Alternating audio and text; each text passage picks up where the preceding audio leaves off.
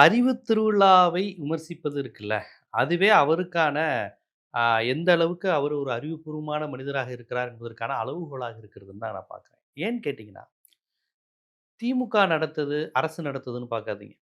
ஒரு புத்தக கண்காட்சி, ஒரு இளைஞர்கள் மத்தியிலான உரையாடல். இதத்தான் நான் பார்க்குறேன். அது திமுக பெருமை பேசுதான்னா, அப்புறம் திமுக கட்சி இந்த இளைஞரணி நடத்துறது திமுக பெருமை பேசாம ஆர்எஸ்எஸ் பெருமையா பேசும். அது திராவிட இயக்க வரலாறு பேசுது, நீதி கட்சி வரலாறு பேசுது, சுயமரியாதை இயக்கத்த பத்தி பேசுது, விடுதலை, மறவன் முரசு, முரசொலி, ஹோம்லேண்ட், ஹோம் ரூல், அ தென்றல், மன்றம் இப்படின்னு திராவிட இயக்க பத்திரிகைகள் இதுவரை என்னென்னலாம் செஞ்சிருக்கு.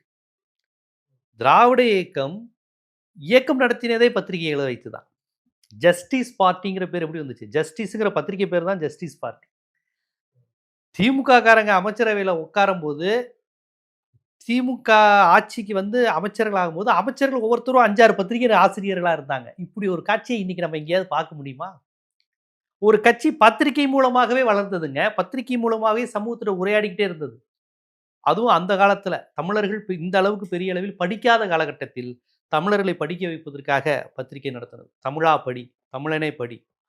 இது நம்ம நம்ம இனம் வீழ்ந்து கிடக்கு. படி.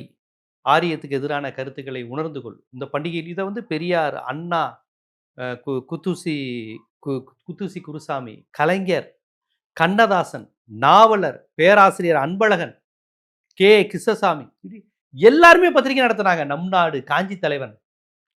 இப்போ ஒரு இதே இருக்கு. இந்த வரலாற்றை அடுத்த தலைமுறைக்கு கடத்தணும்ல. இன்னைக்கு வந்து நம்ம வந்து பொழுதுபோக்கு பத்திரிகை கூட மக்கள் படிக்க மாட்டேங்கிறாங்க. பத்திரிகை படிக்கிற கல்ச்சரே போயிருச்சு ஒரு இளைஞருக்கு. எழுத படிக்க தெரிந்தவனா இருக்கிறான். ஆனா பத்திரிகை படிப்பு எழுத படிக்க தெரிந்தது என்பது வேற, பத்திரிகை படிக்கிற பழக்கம் என்பது வேற.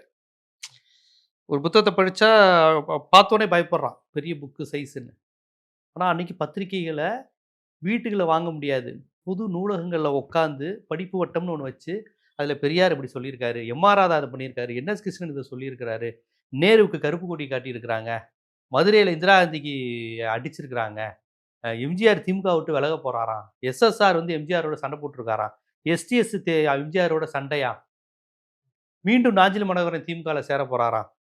இப்படி எல்லா செய்தியையும் ஒரு 10 பேர் சேர்ந்து விவாதிக்கிறான். என்னப்பா நடக்குது? ஏதுப்பா நடக்குது?